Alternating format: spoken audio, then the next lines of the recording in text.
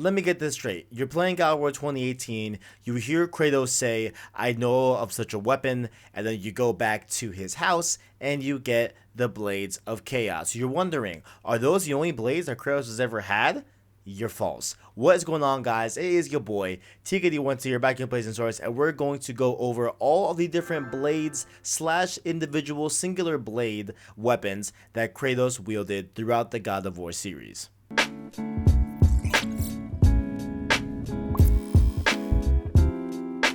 The Blades of Chaos are a pair of chain blades that were fashioned by the god of war, Ares. Ares had the blades made for a servant who would prove worthy of his service. The blades were the first pair of chain blades that Kratos used in the God of War series. The Blades of Chaos were forged at the darkest depths of the underworld by Ares himself.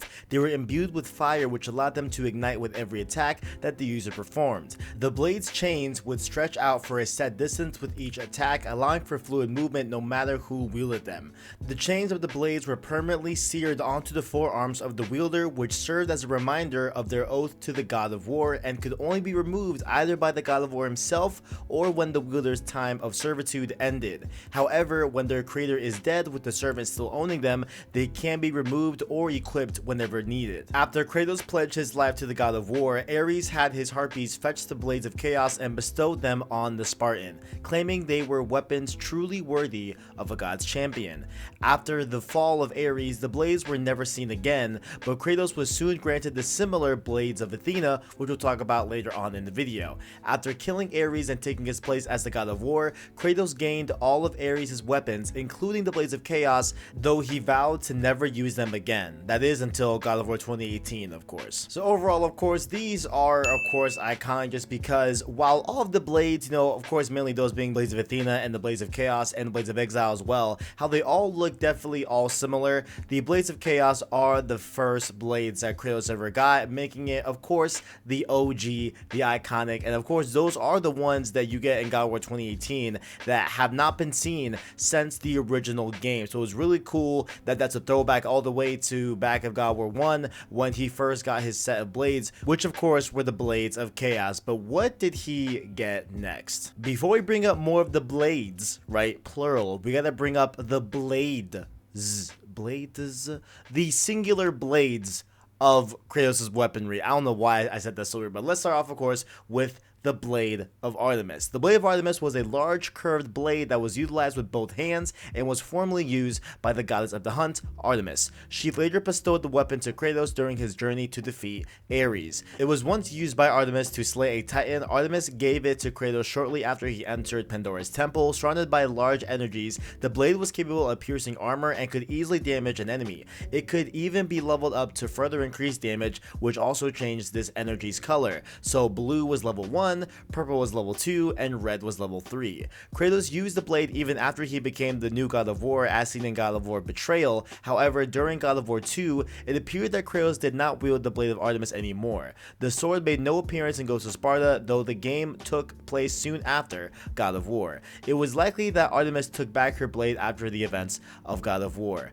So I guess this was more of like a, lent weapon. It wasn't really something that Kratos really kept, but this saved my butt in plenty of different instances in God of War 1. God of War 1 famously was a very difficult game for the God of War stream series. Make sure to check out those stream series playlists in the playlist on the channel. But Blade of Artemis was a great weapon. It definitely does a lot of damage. It's a slow hitting one, but definitely does a lot of damage per hit that I definitely appreciated in some tight corners and some tight instances in God of War 1. So shout out to you, Blade of Artemis. You did me well during the God of War 1 playthrough. Much appreciation to you. But there was one more blade that had the edge on you just by a little bit, and the blade that takes the edge is probably the better blade overall is, of course, the powerful Blade of Olympus. The Blade of Olympus was a powerful weapon that was seen in God of War Ghost of Sparta, God of War 2, and God of War 3. It was created by no other than Zeus himself, who forged it from the heavens and the earth during the end of the Great War in order to banish the Titans to Tartarus, which ended the brutal war once and for all. The very powerful weapon was likely the most powerful weapon in the series. Unlike any other weapon, it possessed incredible godly powers which allowed those who wielded it to kill deities or those who were infused with godly might, as Kratos used it to slay the Colossus of Rhodes, Athena, Perseus, Kronos, Zeus, and Gaia. The blade could also release blasts of energy that were powerful enough to destroy armies in one swing. However, it appeared that the blade required an infusion of godly power in order for its potential to be truly unleashed, though it's not entirely clear if it really needed that energy or if Zeus simply claimed so in order to weaken Kratos as much as possible. In addition, it appeared that the Blade of Olympus was akin to Zeus's thunderbolt, as it was the most powerful weapon in the world, and it, rather than the iconic lightning bolt, was seen with Zeus in most statues. Look, I know what you're thinking. Kev, you just said that the Blade of Artemis was definitely the one that helped you out in God of War 1. Listen, whatever happened after the Blade of Artemis, right? Blade of Olympus took its place. Let me tell you guys, that blade was fire. It helped me a lot in God of War 2 and God of War 3 as well. Very, very, very good weapon. Definitely some top tier stuff right there. And like, honestly, it is a really, really cool weapon because there's so much lore attached to the blade itself. Mainly being seen, of course, with God of War 2, where Zeus kind of like low-key tricks Kratos into getting Kratos to, you know, finally like put all of his godly might into the blade to be able to fulfill its full power. And then Zeus ends up just, you know, killing him, spoiler alert, you know what I'm saying? But then does, you know, it gets all done after the events of God of War 2 and stuff like that. But that whole crazy thing, and of course on top of that, Athena dying to that very blade. Super interesting stuff there, really, really cool. The Blade of Olympus is dope, and big fan of it overall. Alright, so the single blades are definitely cool in the God of War games, but what about the rest of the dual blades? There's two more to go over for this video. The first one here is the Blades of Athena. The Blades of Athena were chained weapons that were bestowed to Kratos by Athena that functioned similar to the Blades of Chaos. They were the second pair of blades that Kratos wielded in the God of War series. Also known as Athena's Blades, these weapons were seemingly identical to the Blades of Chaos when Kratos first received them in God of War. Not chronologically though, because it was at the very end of the God of War game. They had the same abilities as the Blades of Chaos, though in both Ghost of Sparta, Betrayal, and God of War 2, their in-game attacks did change. They were given to Kratos by Athena after he killed the former God of War Ares, and they were Kratos' main weapons during and even after his reign as a god. While Kratos was a god, the Blades of Athena gave off a yellow aura and were gold in color with blue colored glyphs due to the godly magic that emanated from them. After Kratos drained the remainder of his godly powers into the Blade of Olympus, they reverted to their basic form with a steel color and a faint yellow ore. They were then leveled up much like the Blades of Chaos and gradually regained their gold color. At level 5, they emitted a red flaming glow and the glyphs became red in color.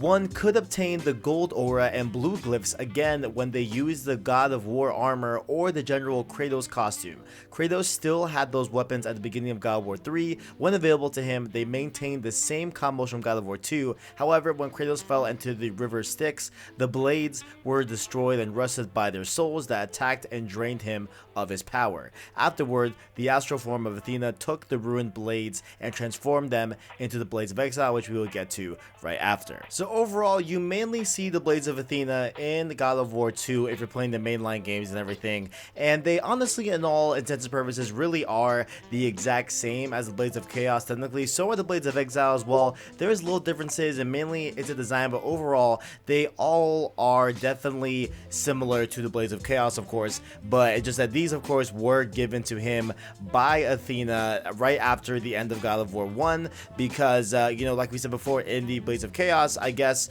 you know, Kratos vowed to never use these blades because these were the blades that represented the blood oath to Ares, and the Blades of Athena were a little bit different in that context because they aren't tied to any blood oath and stuff like that. So I think that's the main reason why he wanted to just get rid of the Blades of Chaos and not use them really, and the Blades of Athena definitely served us very well, of course, throughout the games as well. I did always like that glow that the Blades of Athena had. Like, I don't know what it was, I just feel like maybe I just like God of War 2 a lot and I have a lot of good memories with that game when we did the stream series on that. But overall, Blades of Athena, definitely good stuff. Let's move on to the last pair of blades, the Blades of Exile. The Blades of Exile were the third and last set of chain blades that were wielded by Kratos and were given to him by the astral form of Athena at the beginning of God of War 3. The blades replaced the Blades of Athena as Kratos' primary weapons, as the latter, which he received upon his rise to God of War, were thoroughly rusted and destroyed by his fall into the river Styx.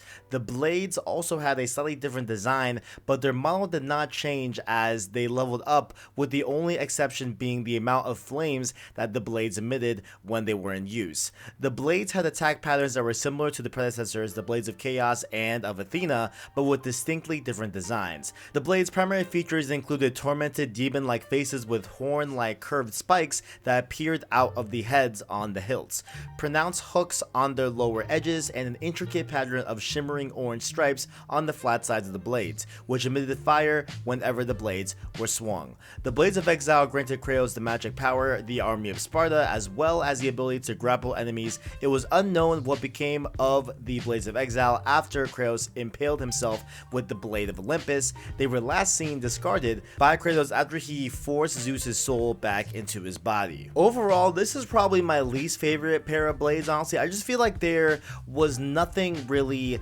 that flashy about the Blades of Exile, you know what I'm saying? And like, I mean, we have the Blades of Chaos, which are the OGs. We have the Blades of Athena, which have really cool different ways that it can be illuminated based on the level of the, you know, just Blades of Athena and different stuff like that as you upgrade it and everything. But the Blades of Exile, I just feel like they didn't really do anything that different, I feel like, or like just that unique. I feel like there was nothing that really set the Blades of Exile apart, really. Like, I guess aside from the ability to impale your enemies and stuff like that, I think that's really cool. But overall, I feel like this one definitely is lacking for sure. Like, it's not the best blades that Kratos ever got for sure. For me, if I had to choose a favorite, it is definitely, of course, the Blades of Chaos, as we see them return, of course, in God of War 2018. Who knows which other blades will come back? I mean, technically, we never really saw whatever came of the Blades of Exile, so I guess that would be the blades to come back if there was ever going to be a second pair.